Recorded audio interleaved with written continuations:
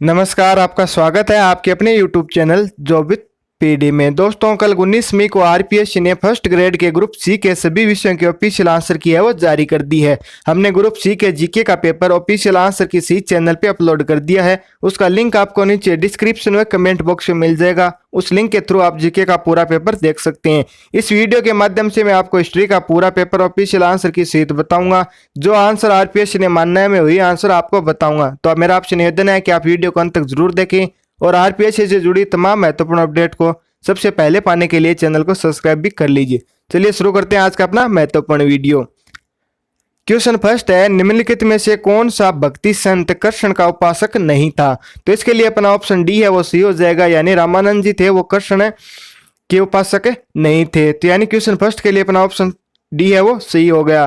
Question number second है, निम्नलिखित में से कौन एक अलवार संत है? तो इसके लिए अपना ऑप्शन सेकंड सही होगा, यानी अंदाल है वो एक अलवार संत है। क्वेश्चन नंबर 3 है, निम्नलिखित को सम्मिलित कीजिए। तो इसका जो सही आंसर हो जाएगा वो होगा ऑप्शन डी, यानी ए के अंदर 3 आएगा, बी के अंदर 2 आएगा, सी के अंदर 1 आएगा और डी के अंदर 4 आएगा। आप वीडियो को पॉज करके आराम से आप अपने आंसर किए वो मिला लीजिए। अगला क्वेश्चन है, निम्नलिखित यूरोपियन व्यापारी कंपनी के भारत में आगमन का सही कालक्रम चुनिए। तो इसके लिए अपना ऑप्शन ए है वो सी हो जाएगा, पुर्तगाली, डच, अंग्रेज और फ्रांसीसी। ये है एक भारत में आगमन का कालक्रम है इनका। क्वेश्चन नंबर 5 है, भारत में निम्न में से कौन सी डच बस्ती नहीं थी? तो इसके लिए ऑप्शन ए है वो सी हो जाएगा, माहे है वो नहीं थी। क्वेश्चन नंबर 6 है, फ्रांसीसियों द्वारा मद्रास अंग्रेजों को वापस लौटाया गया। तो इसके लिए ऑप्शन ए है वो सही हो जाएगा, एक्स ला सेपेल संधि जो कि 1848 में हुई थी, उसके द्वारा फ्रांसीसियों द्वारा मद्रास है वो अंग्रेजों को वापस लौटाया गया था। अगला क्वेश्चन है question number 7, British east India company के बारे में निम्नलिखित में से कौन सा कथन है वो असत्य है? तो इसके लिए अपना ऑप्शन नंबर 4 है वो सही हो जाएगा, पुर्तगाली बेड़ा टॉम्स रो के नेतृत्व में हराया गया था। इसके लिए सही आंसर होगा। वसीन के संधि कौन से आंग्ल मराठा युद्ध से संबंधित है? तो ये हो जाएगी द्वितीय आंग्ल मराठा युद्ध। इसके लिए सेकंड ऑप्शन है वो सही हो जाएगा। क्वेश्चन नंबर 9 है, 1999 में टीपू की मृत्यु के बाद मैसूर की गद्दी पे वेलेजली ने किसे बिठाया था? तो इसके लिए जो अपना सही आंसर हो जाएगा वो होगा कृष्णराज, यानी इसके लिए ऑप्शन 3 है वो सही हो जाएगा। क्वेश्चन नंबर 10 है, बंगाल में द्वैत शासन यानी दोहरा शासन किसने समाप्त किया था? तो इसके लिए अपना सेकंड आंसर है वो सही हो जाएगा, यानी वारेन हेस्टिंग्स ने बंगाल में द्वैत शासन है वो समाप्त किया था। क्वेश्चन नंबर 11 है, शिवाजी की मुगल के साथ प्रथम मुठभेड़ 1657 में हुई थी, उस समय दक्षिणी मुगल साम्राज्य का गवर्नर कौन था? तो ये था औरंगजेब, यानी इसके लिए अपना ऑप्शन सेकंड है वो सही हो जाएगा। 12 है, मूल संविधान में थे। तो इसके लिए सेकंड ऑप्शन सी हो जाएगा, 395 अनुच्छेद और 8 अनुसूचियां हैं वो मूल संविधान में थी। क्वेश्चन नंबर 13 है, भारतीय संविधान के 19वें अनुच्छेद में मूलतः कितनी स्वतंत्रताएं शामिल थी? तो इसके लिए ऑप्शन सेकंड सही हो जाएगा, यानी कुल 6 स्वतंत्रताएं वो शामिल थी। क्वेश्चन नंबर 14 है, सोलिडस क्या है? तो ये एक रोमन साम्राज्य द्वारा जारी स्वर्ण सिक्का है। तो इसके लिए ऑप्शन फर्स्ट है वो सही हो जाएगा। क्वेश्चन नंबर 15 है, निम्नलिखित में से कौन सा मेल है वो सही नहीं है? तो इसके लिए ऑप्शन डी है वो सही होगा, अमार्जक यूरोप पश्चिमी यूरोपीय। तो ये मेल है वो सही नहीं है। अगर दोस्तों आपको वीडियो पसंद आ रहा है, वीडियो आपके लिए हेल्पफुल हो रहा है, तो वीडियो को लाइक और शेयर जरूर करें। इससे संबंधित आपका कोई भी डाउट है तो आप हमें बेझिझक कमेंट कर सकते हैं। क्वेश्चन नंबर 16 है, निम्नलिखित में से चीनी सभ्यता के विषय में कौन सा कथन है वो सही है? तो यानी जो आपको चारों कथन दे रखे हैं, चारों कथन सही है। तो इसके लिए अपना ऑप्शन डी है वो सही हो जाएगा, यानी ए बी सी डी ये चारों ही है वो सत्य कथन है।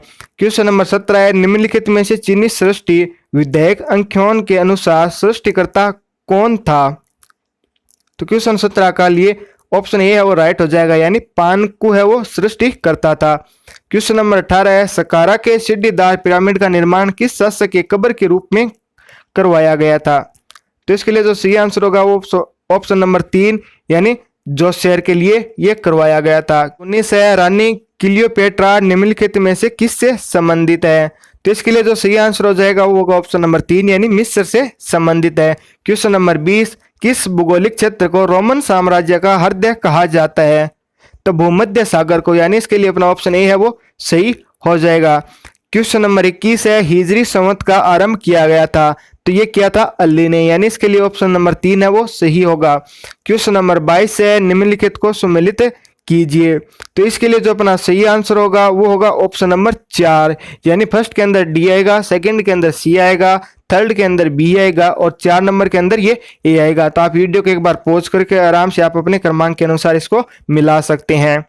अगर दोस्तों आप इंग्लिश मीडियम से है तो साइड में इसका जो इंग्लिश का है वो दे रखा है क्वेश्चन क्रमांक, ठीक है। इनमें ऑप्शन समान है और आंसर भी इनका एक है, तो बेझिझक आप जो मैं आंसर बता रहा हूँ ए बी यही इंग्लिश वाले सेक्शन में लागू होगा, तो आप इंग्लिश का भी साथ में मिला सकते हैं। क्वेश्चन नंबर 23 है, तुर्कान ए चिहलगामी को समाप्त किसने किया था? तो इसके लिए सही आंसर हो जाएगा बलवान, यानी ऑप्शन फर्स्ट इसका सही आंसर है।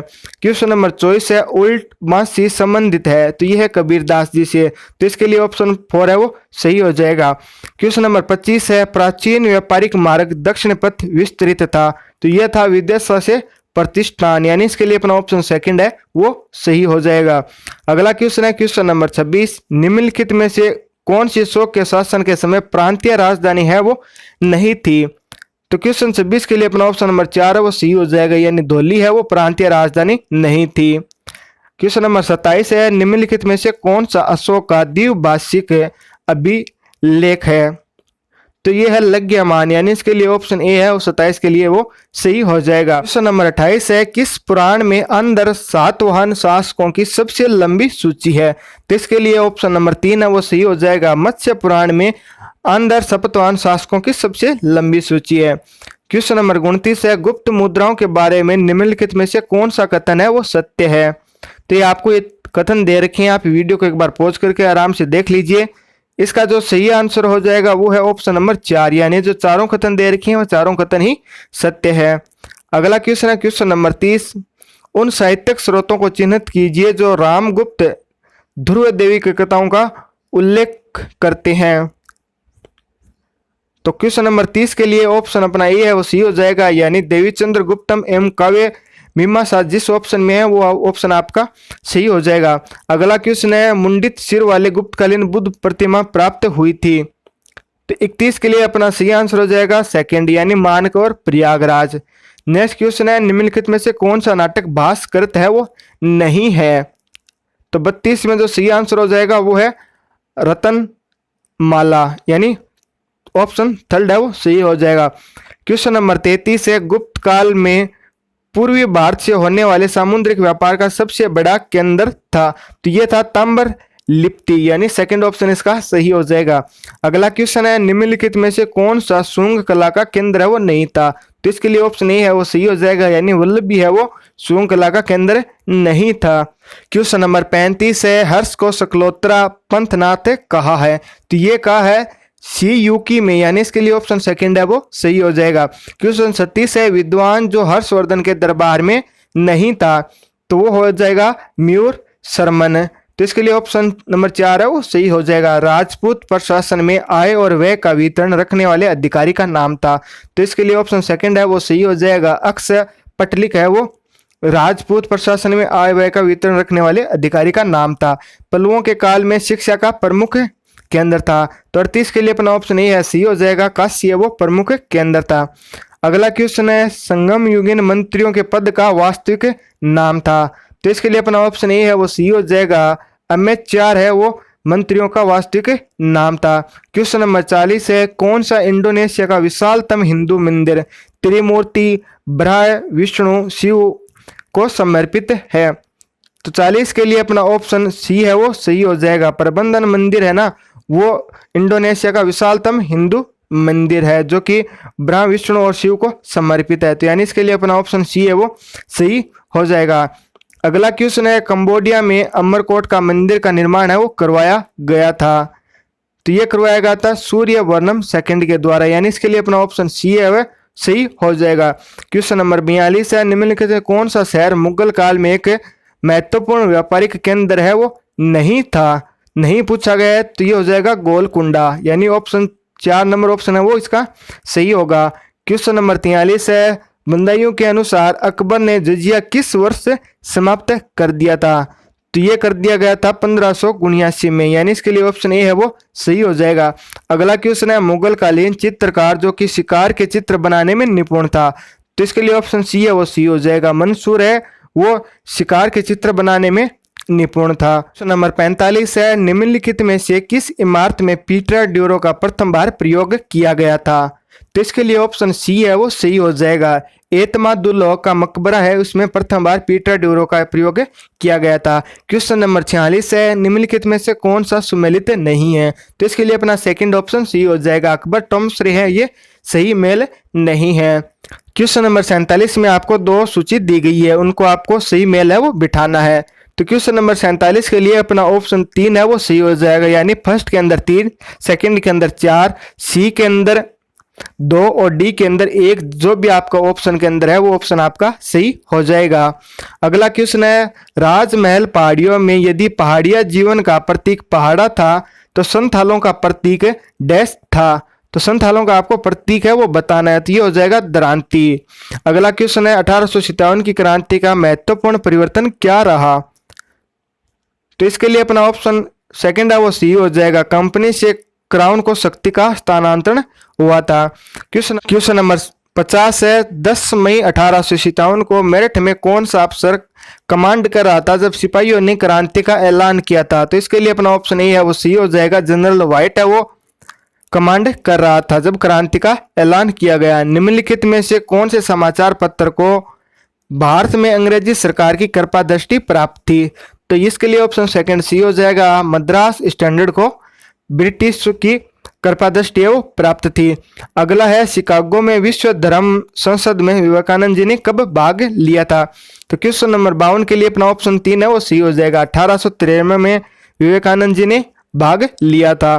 क्वेश्चन नंबर 53 है, केशव चंद्र सेन और उनके समर्थकों ने 1866 में कौन सा समाज है वो बनाया था? तो इसके लिए ऑप्शन नंबर 3 है वो सही हो जाएगा। ब्रह्म समाज ऑफ इंडिया है इन्होंने बनाया था। क्वेश्चन नंबर 54 है, स्वामी दयानंद सरस्वती की प्रसिद्ध कृति का क्या नाम है जिसमें उनके विचार है वो प्रकाशित है? तो इसके लिए अपना ऑप्शन ए है वो सी हो जाएगा। सत्यार्थ प्रकाश है वो इनकी कृति है।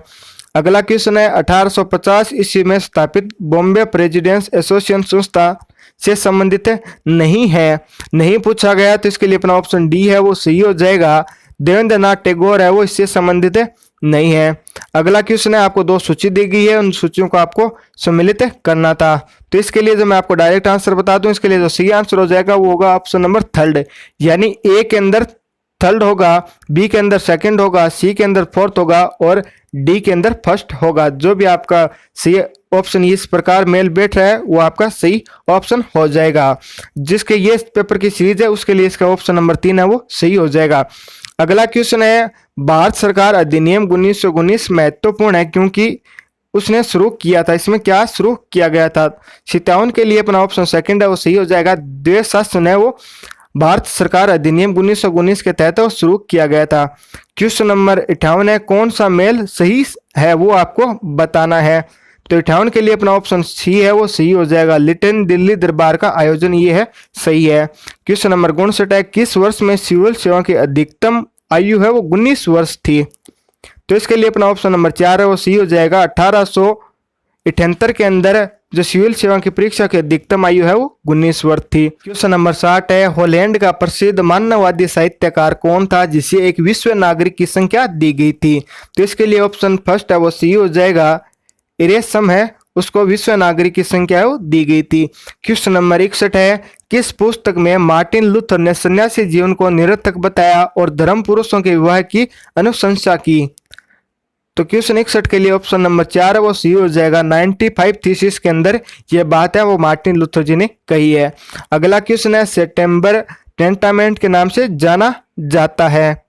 क्वेश्चन नंबर 62 के लिए सेकंड ऑप्शन सी हो जाएगा। लूथर द्वारा किया गया बाइबल का जर्मन में अनुवाद। क्वेश्चन नंबर 63 है, अंग्रेजी सैनिकों और उपनिवेशकों के मध्य कौन सा युद्ध 17 जून 1775 को लड़ा गया था? तो ये लड़ा गया था बंकर हिल का युद्ध, यानी इसके लिए अपना सेकंड ऑप्शन है वो सही हो जाएगा। क्वेश्चन नंबर 64 है, 18वीं शताब्दी में अमेरिका के अंग्रेजी उपनिवेशिक शासित थे। तो क्वेश्चन 64 के लिए अपना सेकंड ऑप्शन है वो सही हो जाएगा। ब्रिटिश द्वारा प्रत्यक्ष सीधा शासन है। क्वेश्चन नंबर 64 के लिए अपना सेकंड आंसर है वो सही हो जाएगा। क्वेश्चन 65 है, अमेरिका स्वतंत्रता संग्राम के दौरान प्रथम महाद्वीपीय कांग्रेस का आयोजन किया गया था।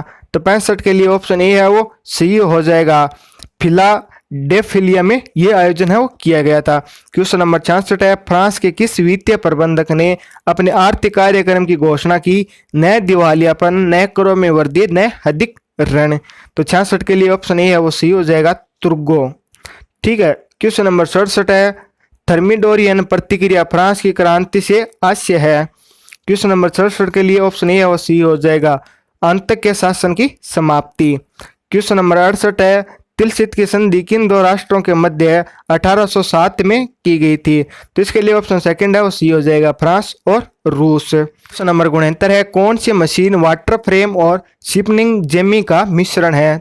तो ये है शिपनिंग म्यूल, यानी इसके लिए अपना सेकंड ऑप्शन है वो सही हो जाएगा।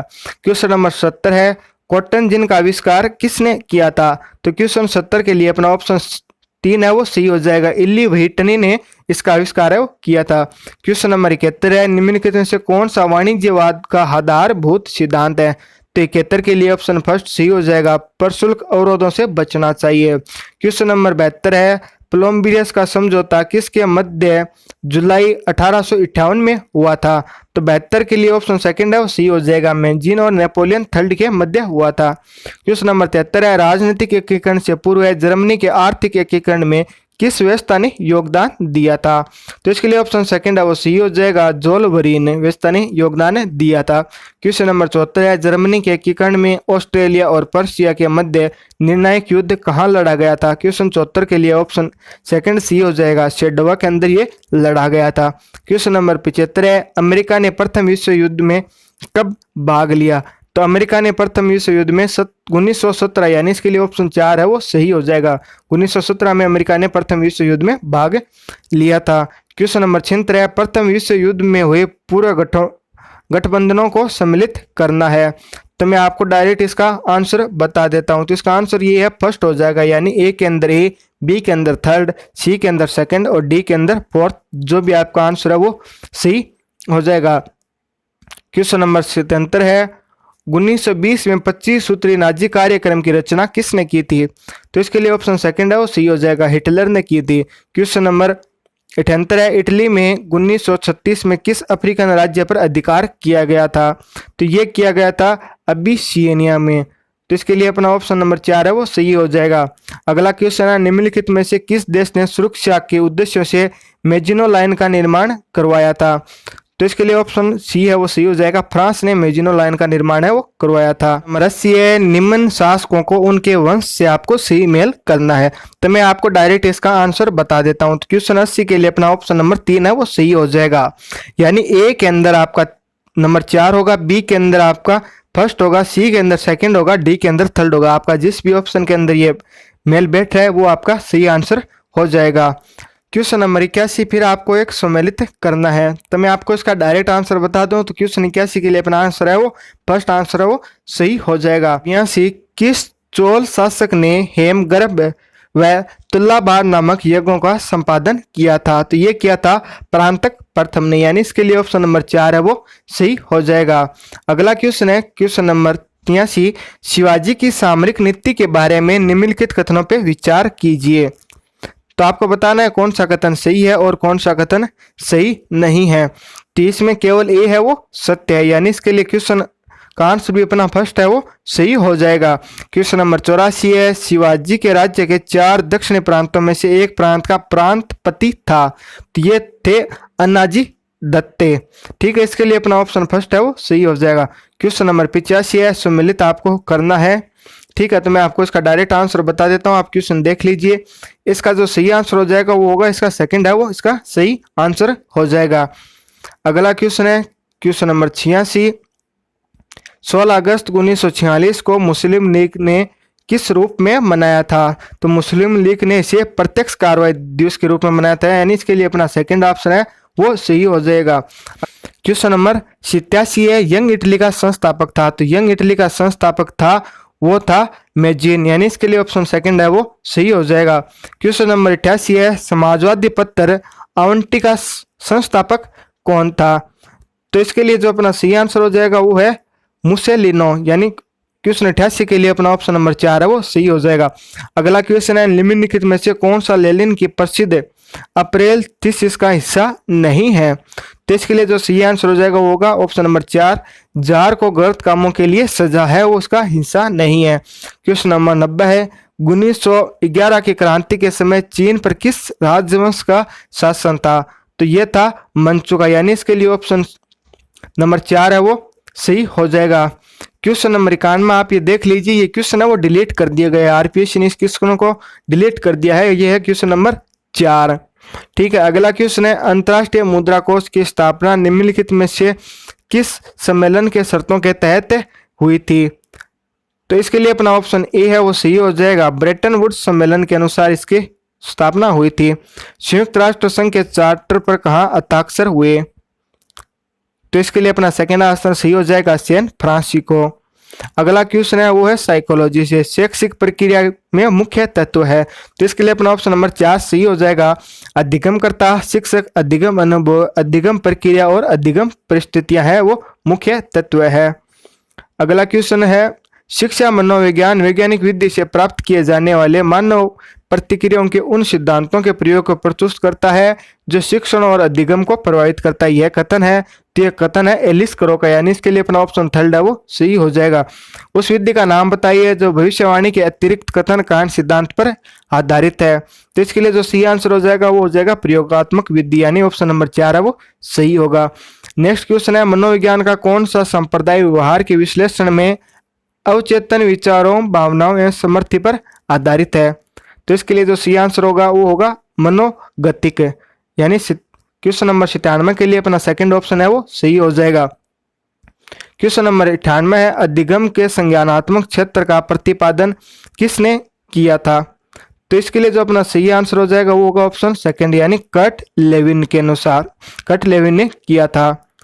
अगला है क्वेश्चन नंबर 99, किशोरावस्था वह काल है जिसमें बालक और बालिका मानसिक, भावात्मक, सामाजिक, शारीरिक रूप से बाल्यावस्था से वयस्कता की ओर बढ़ते हैं। यह कथन है वो किन महाशय का है? तो इसके लिए अपना ऑप्शन नंबर 3 है वो सही हो जाएगा, यानी यह कथन है वो जर शील्ड का है।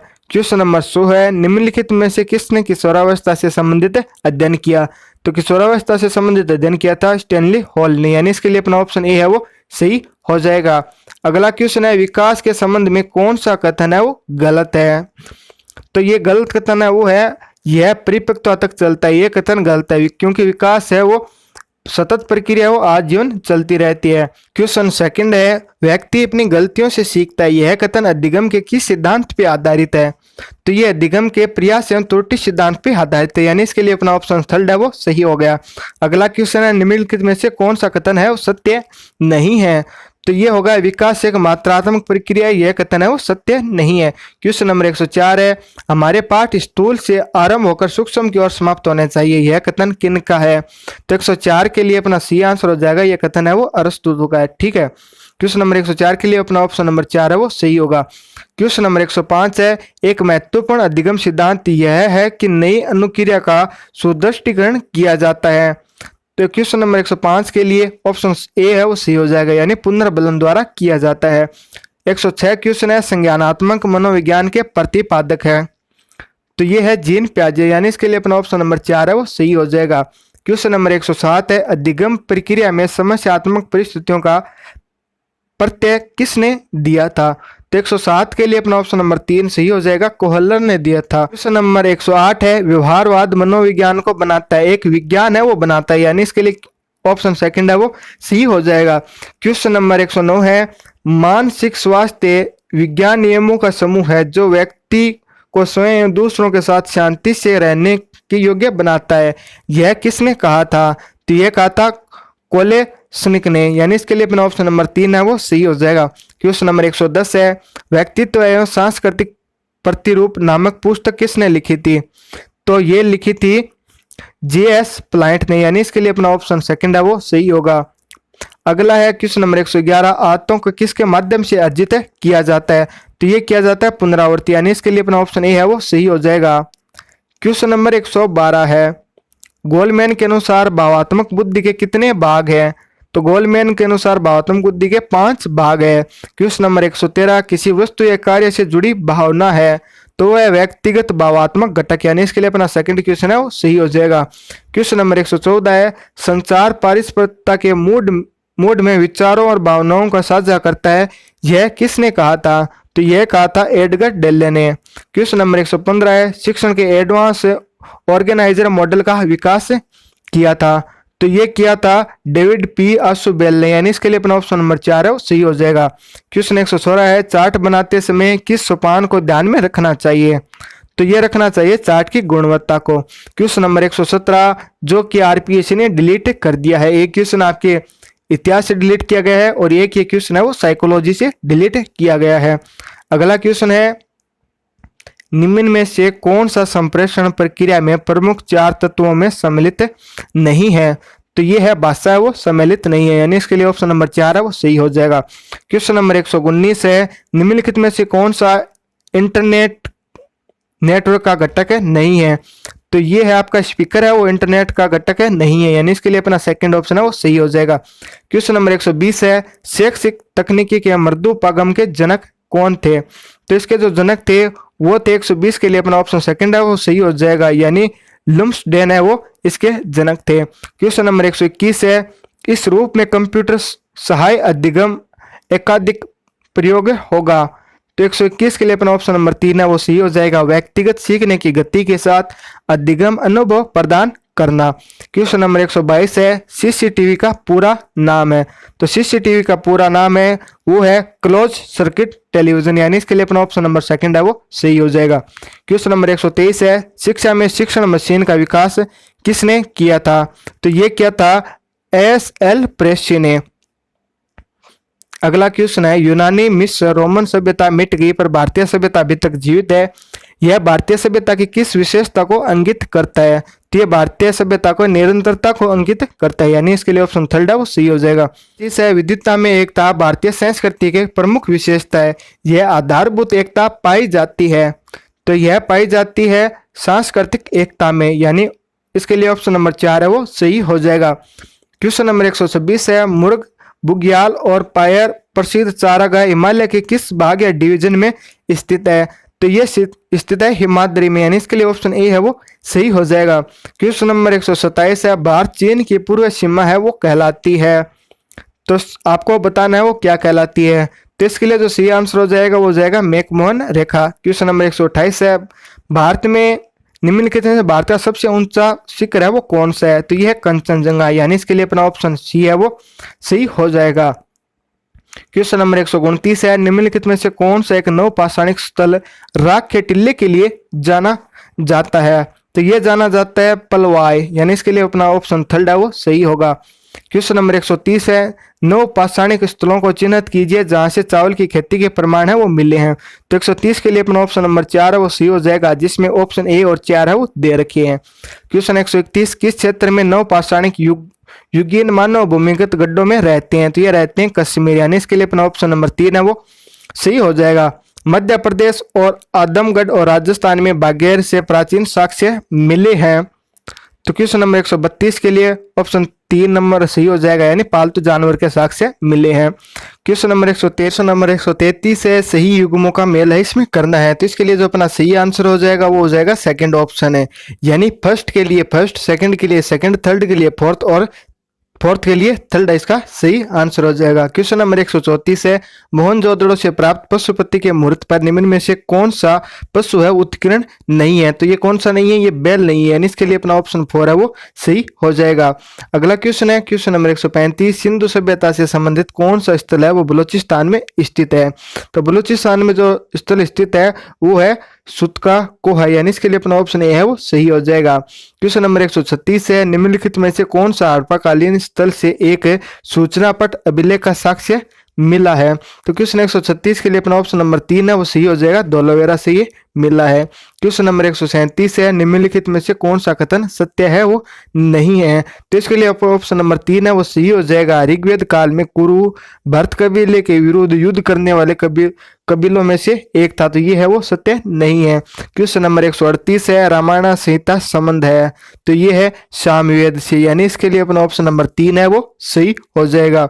अगला क्वेश्चन है क्वेश्चन नंबर 139, एकमा द्वितीय ब्रह्म सूत्र उल्लेखित है, तो इसके लिए ऑप्शन ए है वो सही हो जाएगा। छांदोग्य उपनिषद में ये उल्लेखित है। क्वेश्चन नंबर 140 है, महावीर स्वामी ने चतुर्विद्या संघ की स्थापना की थी, तो महावीर स्वामी ने ये पावा में इसकी स्थापना है वो की थी, यानी इसके लिए ऑप्शन सेकंड है वो सही हो जाएगा। 141 है, निम्नलिखित शासकों में से कौन जैन धर्म के संरक्षक थे, तो इसके लिए जो अपना सही आंसर हो जाएगा वो होगा ऑप्शन नंबर 3, यानी सेकंड और थर्ड में जो है खारवेल और चंद्रगुप्त मौर्य ये जैन धर्म के संरक्षक थे। 30 है, गौतम बुद्ध ने महानिर्वाण कहाँ प्राप्त किया था, तो गोविंद बुद्ध ने कुशीनारा में ये महानिर्वाण है वो प्राप्त किया था।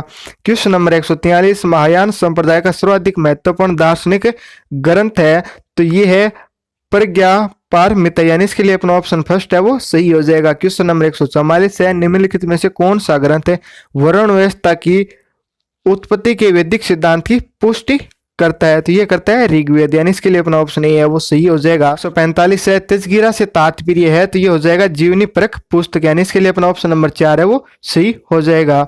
अगला क्वेश्चन है जिसमें आपको कथन और कारण दे रखा है, तो इसका मैं आपको डायरेक्ट आंसर बता दूं, तो इसका आंसर होगा सेकंड, यानी ए और आर दोनों है वो सत्य है, और आर है वो एक की उचित व्याख्या वो नहीं करता है।